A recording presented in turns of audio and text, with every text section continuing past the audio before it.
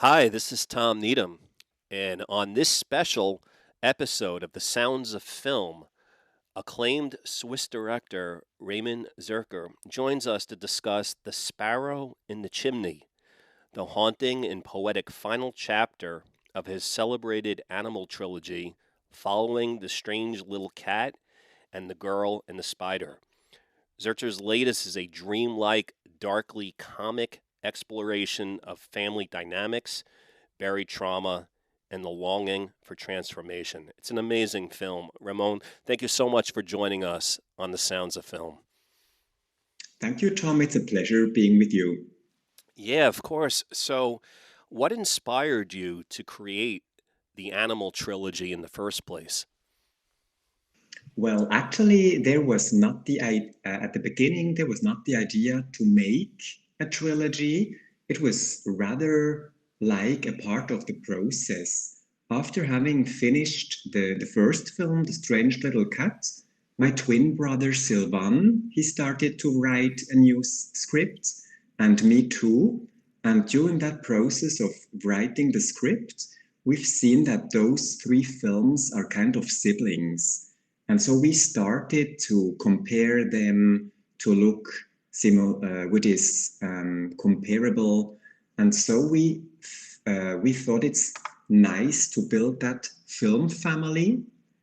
And yes, so and writing the Sparrow in the Chimney for me it was like a continuation of The Strange Little Cat, which is rather a static film. It's the portrait of a family. It's in one day in the life of a family. And here, writing the second film, I rather wanted to show the transformation or the metamorphosis, kind of a change, a turn in a family, not a static portrait, but rather like yes, a change in the family to show a development of characters. So that was kind of my inspiration or the thing in which I was interested from the beginning of the script writing. Yeah. What are the themes that interest you the most in these movies related to family? I guess the most things I'm interested in were kind of psychological subjects, topics. I'm very much interested in interactions or in feelings or relationships, different kind of relationships, and not only the positive and bright aspects of interactions or of human being, but also kind of abysses or dark parts. So I'm also interested in funny things, but then also kind of passive aggressive things. Mm. But writing those three films or those two films, because the second one my brother Sylvan wrote, the thing which was in the center was the family, the family body, and to construct and show families. And yes, that was kind of the most interesting thing for me. For those people who haven't seen the film, in a few sentences, could you give us a nice little summary so that we could then move on from there and everyone will know what we're talking about? Yes, it's a fairy tale like family drama. It's set on 2 days. It's two sisters coming together. It's kind of a family get together at the birthday party, at the preparations of the birthday party of Marcus, who is the husband of Karen. And so those two families come together at the parents' house, and so things of the past grow up, and things which were kind of hidden under the surface become visible again. Hmm. And so it's mm, a kind of traumas which become visible to make a change, to make it kind of better. One of the great things about this film is the setting. Tell me a little bit about this house, the property, where you filmed this, because it's really at the center of this entire story. Yes, exactly. When we were looking for that house, we knew that the house is kind of a very important character in the film. It's kind of a protagonist also. And we were looking for it in the region of Bern in Switzerland, Bern, the capital of Switzerland. And for us, it was important that that house doesn't look very new, that the past is written in the patina, it's written in the walls, in everything. Because as I said, the past of that family, the childhood of the two sisters, all that is very important. And so it was quite a long journey looking for it because Switzerland is very small. The region of Bern, where we had the money from to shoot the film, that region is very, very small. And in Switzerland, often the buildings are very restored. So everything looks very new and wonderful, beautiful, and the patina often is lost. But for me, it was very important that there is a patina, which is kind of the soul of that house. And yes, so it was quite of a long process. Also, because we didn't want to shoot in studios, we wanted to shoot on location. And also the garden, the outside is very important. And also the forest with a wooden cabin is very important. So it was not only important to find the right house, but also the good surrounding, the good garden and all that, and that there's kind of a view to the forest. Also, that was very important. I'm just curious. I don't know if it's important, but it just looked so beautiful. I know you said you needed an older looking home, but this home is situated on this beautiful piece of property with woods around it. The house has this garden, and they can step in and out of the house, and they have a pool out there, and there's a little island in some water. Is something like this, are we supposed to think that the family is very wealthy? Or not necessarily. I'm not sure exactly there, like how much property costs or doesn't. Well, I guess it's a quite of wealthy family. So in Switzerland, like a little bit higher than middle class. Is wealthy, that does that mean rich? Yes. Yes, it's kind of I would say kind of a middle class family because they it was the parents living there, and so it's not an extremely rich family. I would say it's a mid-class family.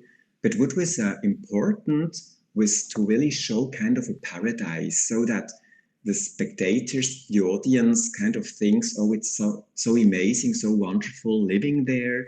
It's kind of a paradise, a dream. But then suddenly you see the darkness, the abyss, you see that there's kind of a hell Mm. in that paradise. And I often like to work with contrasts because I think when you only illustrate the hell, then it's kind of not very complex, or it's kind of there's just one layer. But when there are contrasts, counterpoints, then it kind of gets complex.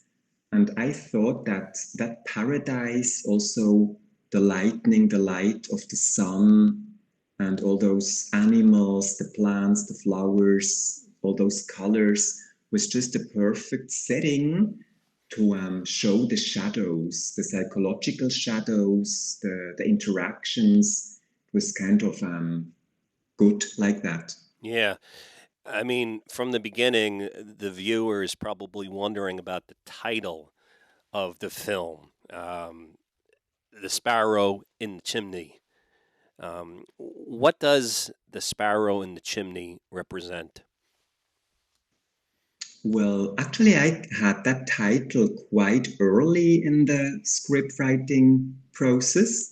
And for me, it was important because of the fact that the sparrow has wings, so it can fly, it can be free. And the chimney is kind of a prison. And when the sparrow is in the chimney, so the sparrow can't use its potential to fly. And for me, that image is very important for the whole family, Hmm. where that beautiful house also becomes to a chimney, kind of a prison. And I also like that the chimney is kind of a fireplace. So there is fire, there can be fire, and wood can be transformed to dust, to ashes. So it's a spot, it's a place where those transformations happen. And yes, and I think that deconstruction, construction is very important for the whole story, that family story, the film. And that's why that place, the chimney, where the destructive things happen as wood is getting burned. So that was just the perfect image, the perfect metaphor for that piece, for that story. Yeah, this story's so unique. It's like you said before, it's about contrast. And on one hand, it's this beautiful setting and there's beautiful people and, they're having a good time and there's music and good food. And then every once in a while, there's just super disturbing things. And a lot of times it's centered around animals, not always. There's chickens, there's a cat. I don't want to give everything away, but I was wondering how you struck that balance between having those nice moments and then when you surprise the audience and something very upsetting happens.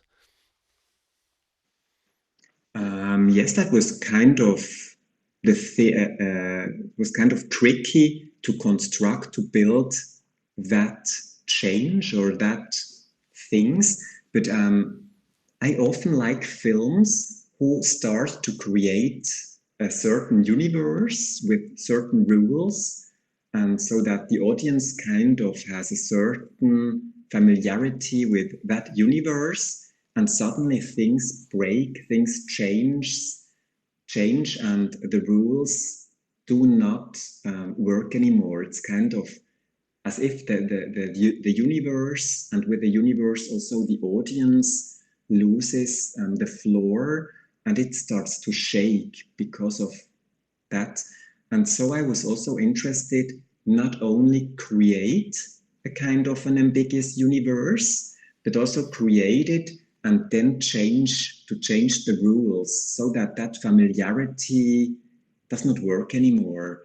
And that's why I won't say what happens, but those irritating things happening in the film were for me just on the one side interesting to contrast the paradise, but also because the whole story, it is, as you said, also a funny story, but it speaks about pain and about wounds of the past and many hurting things.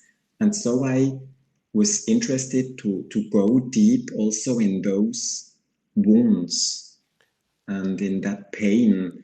And that's why I did not want to build only a paradise, but also kind of a hurting body or a hurting heart, something to build also that pain. Yeah. One of the things that's so unique about your film is the portrayal of the characters. Like in a lot of Hollywood films, characters are often stereotypical. There's good guys and bad guys. But one of the things that I found just like really gripping in your movie was that there's a lot of characters. They're all very unique. And each person, each actress or actor did such a great job. Um, but you would think that you would get to know them and start to form opinions about certain characters, thinking that, oh, this is a sympathetic character or whatnot. And then even one of those characters would just do something shocking. um, and then just move on. And it just doesn't seem to follow the normal, um, character portrayal that I think people have been accustomed to through years and years and years of watching typical movies. Um, Anyone in this film could do anything, it seems like, at any point.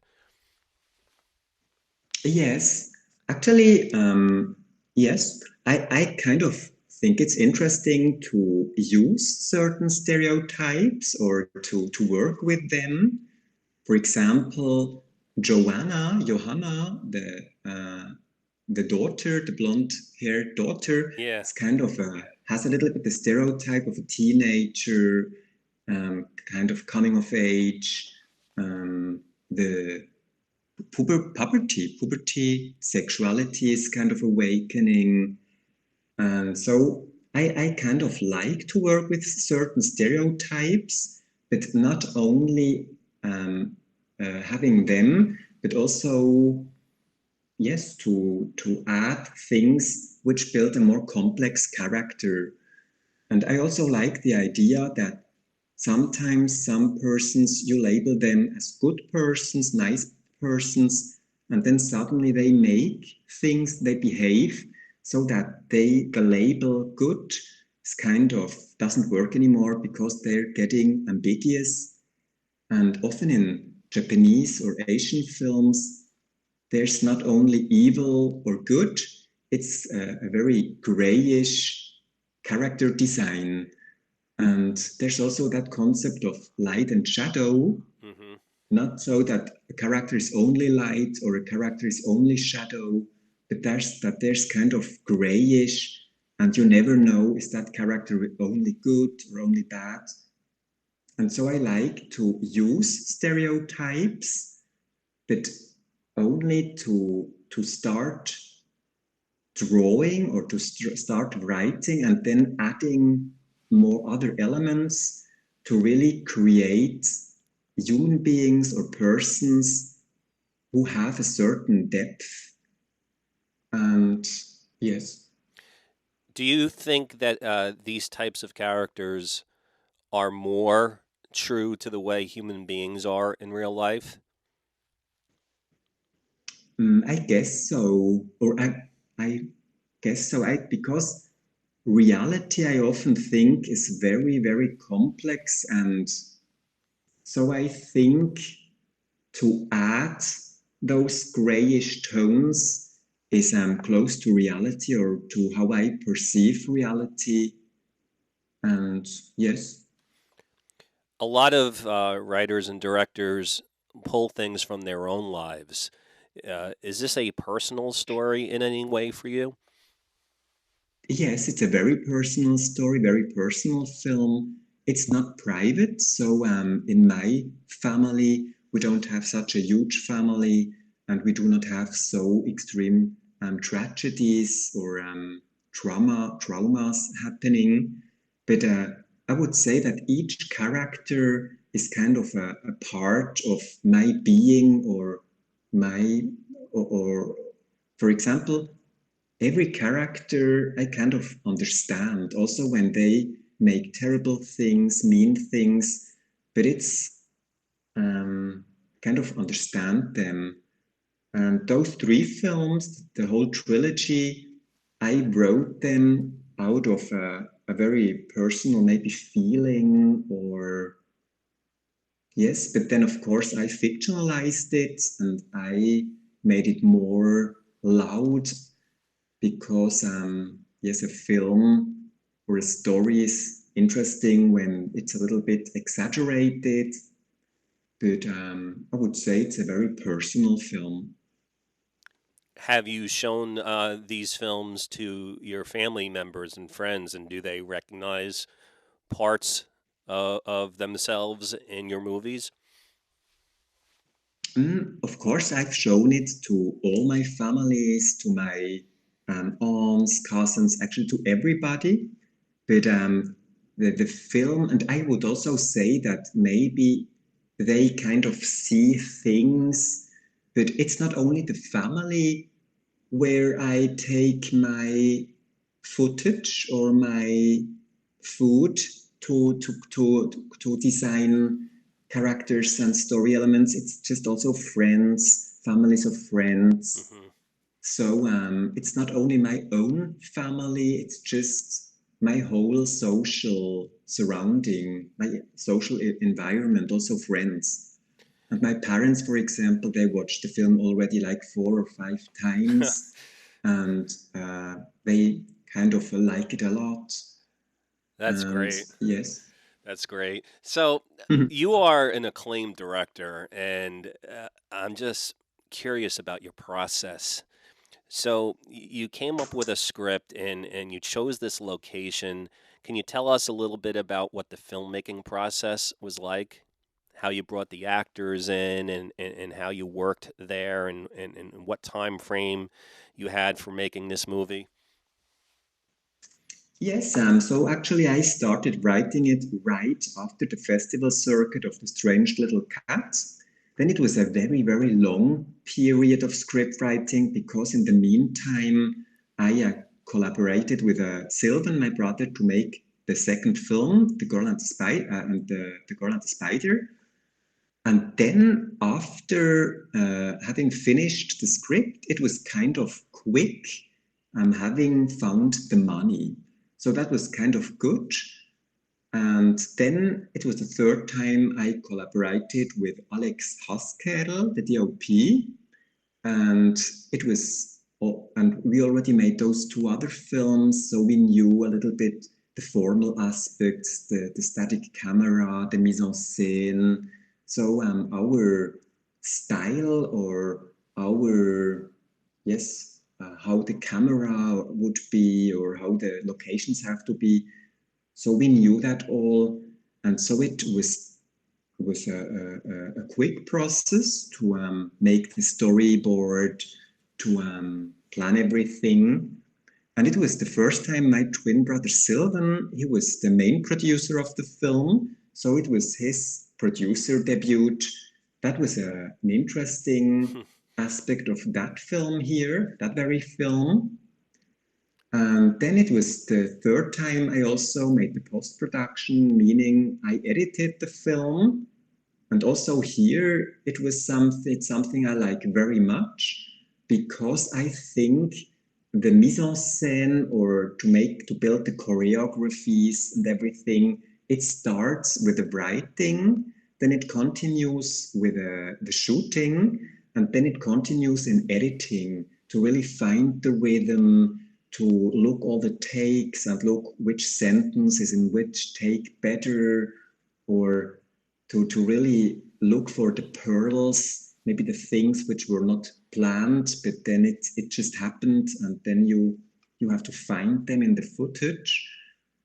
And so actually it was something very, it was quicker than the second film, and it was kind of a very good and tense process. The longest part of the process was the script writing, because, as you said, there were so many characters, so many conflicts, and it was difficult to design all those conflicts and to lead them to kind of an explosion. Mm. And that was very, very. Sometimes I always thought that my brain explodes because 8 or 9 characters to guide them in that chamber piece. That was really something which was very energy taking. Wow. The way you made this film, it really does seem ideal. Not everyone can do that. Not everyone can be a writer, director, and editor. But as you just said, if one can do it, that seems to be the truest way to bring one's vision completely to the screen. Um, that's amazing that you could do that and to have all those skills. But it shows in the movie. This is like clearly your vision. You mentioned your twin brother. That must have been special. What did he contribute? Well, he was always very, very important during the script writing also. He was the first person who read the different drafts of the scripts. So he was a very important feedbacker. And then during the shooting, he prepared everything. It was very important to, yes, to organize everything. He was also often at the shooting, but mostly was kind of in the office to prepare everything. And during the editing, it was also him who always watched the different scenes, the different rough cuts and everything. So he's very, very much a part of the whole artistic process. And because being a twin is kind of a symbiotic situation, and because there's a huge magnetism between us, it's always very important to share our spaces, that we don't, that there's not only always a we space, but that there are also me spaces. And that's the most important thing, that he has a space where he can think and feel things for him, and for me, that I have my space. I guess for most twin brothers, sisters, for all the twin siblings, it's very important to handle with that symbiotic situation, with that magnetism. And when there's that private, but also the professional link of the existence of that existence, something very tricky. Wow. We talked about it a little bit earlier, but you are known for the inclusion of animals in your movies. And man, you have insects and birds and cats. And I was curious, like, in making these movies, have you come to any kind of personal conclusions as to animals' significance in our world, and also just in terms of why they are so useful in movies? Well, for me, it was always very, very useful because I made that concentration of the space. The three films are a little bit like theater films because those are kind of chamber pieces, and it's also a concentration of time. And for me, it was important when I concentrate, when I make those almost real time storytelling in just one flat, then it's important that not only have human beings, but also other things like a myth, or like cats, dogs, a pigeon, just that the things which would I work are not so limited, because there's also already the limitation of space and time. So I wanted to have more. And it's just actually human beings are also like a human animal. So we, the human beings, we also are part of the realm of the animals. But I guess when I write stories, I'm always interested, how do I can show things visually to really make an audiovisual realm, something cinematographic. And animals, sometimes they have something poetic, they can have something tender, the interactions between human beings and the animals, in that those interactions, or just in the pure presence of the animals, some emotions or thoughts, things can be visible.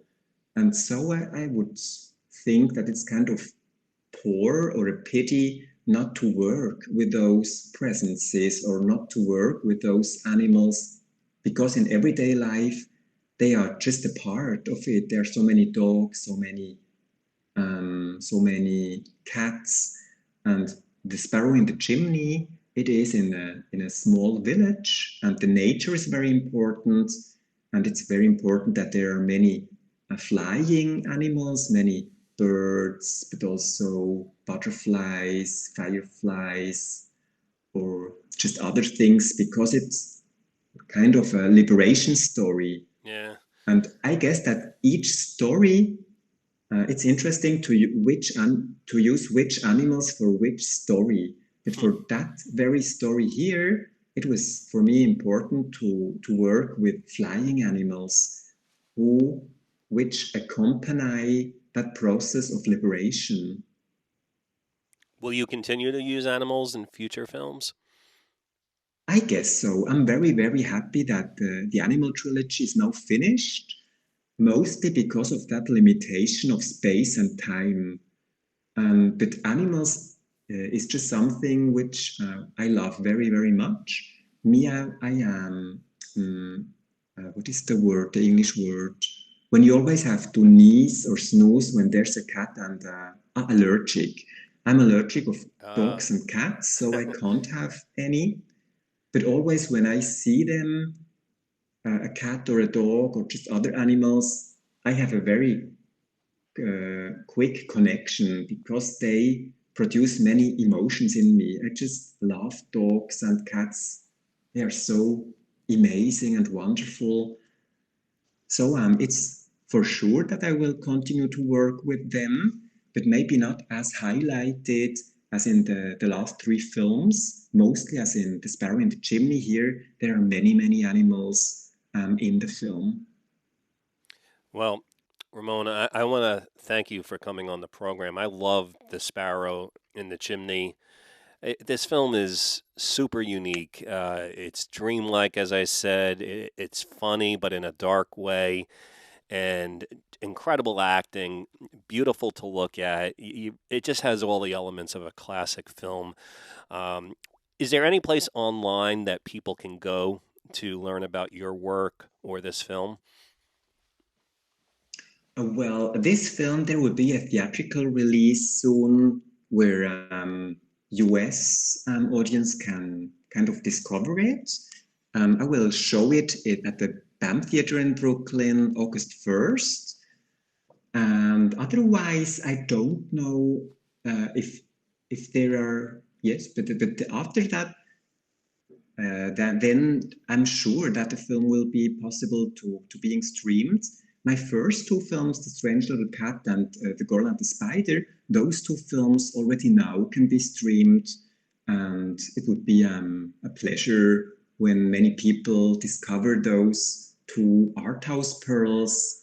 And yes, Well, I want to highly recommend Sparrow in the Chimney. Ramon, thank you so much for joining us on the program.